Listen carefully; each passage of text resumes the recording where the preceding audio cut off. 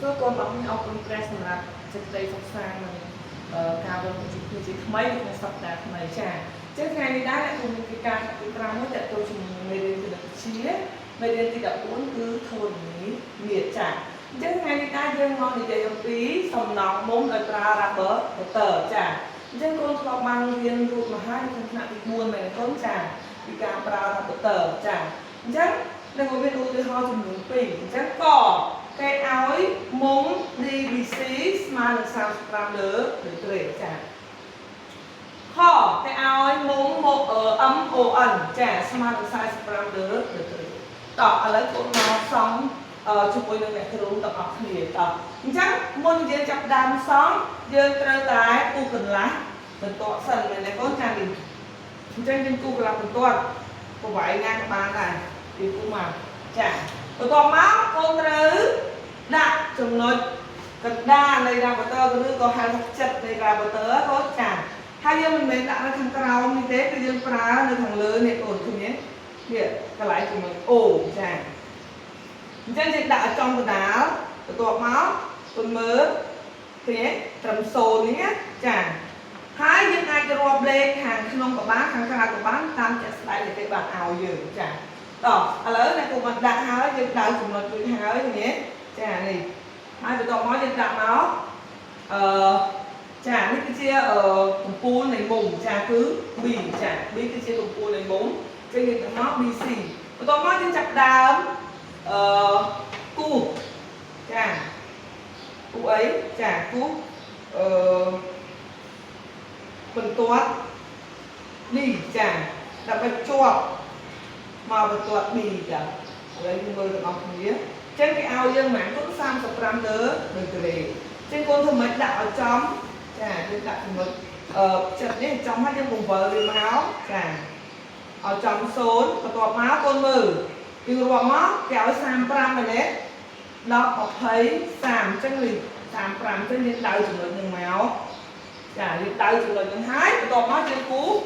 ភ្ជាប់វាមកតែម្ដងហើយយើងបានចាយើងបានបន្ទាត់ B ចាហើយនេះគឺជាកម្ពូលនៃមុខចាយើងបាន35លើត្រេឃើញមិញណាគូបានបង្ហាញកូនចានេះអញ្ចឹងយើងដាក់ឲ្យចំសិនណាឃើញទេចានេះចិត្តនៃដាក់បន្តមកយើងបង្វិលវាចាបង្វិលវាមកឃើញទេគាត់ចាឲ្យចំចំណុច0ណានេះយើងបង្វិលវាចំធ្វើម៉េចដាក់ចំចិត្ត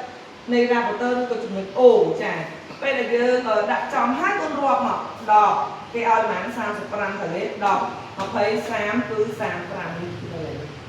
ចាអញ្ចឹងយើងបានហើយចាមុំចា D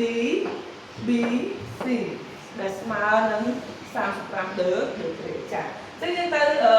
លំហាត់ខដូចគ្នាដែរចាអញ្ចឹង O នេះគឺជាមុំចាអញ្ចឹងយើងធ្វើដូចគ្នាគូដាក់ rubber ឲ្យចំចំណុចចាដែលយើងបាន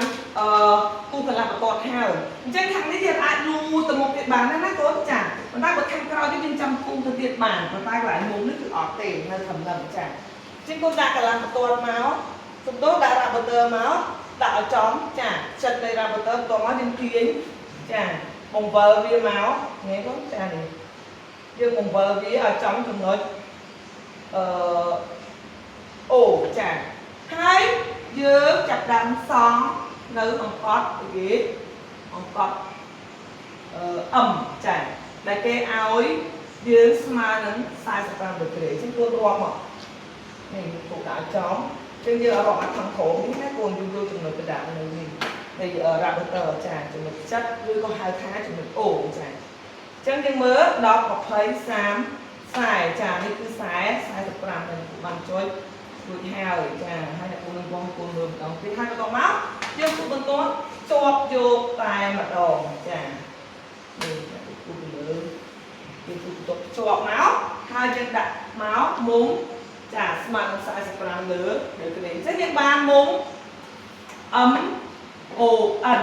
ស្មើនឹង45លើនេះចា ព្រោះមេរៀននេះគឺងាយស្រួលតែដែលយើងបានរៀនពីថ្នាក់ទី4មកហើយយើងក៏បានរៀនពោះហើយមែនទេបងចាអញ្ចឹងវាអីពិបាកសម្រាប់កូនទៅគឺងាយស្រួលនៅក្នុងការដែលយើងធ្វើតែគ្រាន់តែដាក់ធ្វើម៉េចឲ្យអង្កត់ចិត្តត្រូវជាមួយកន្លះបន្ទាត់ដែលយើងបង្កើតជាមួយជាកម្ពុជានៃមុំនោះចាអញ្ចឹងអរគុណច្រើនសូមព្រះប្រទានពរគុណអរគុណជួបគ្នាតែក្រោយ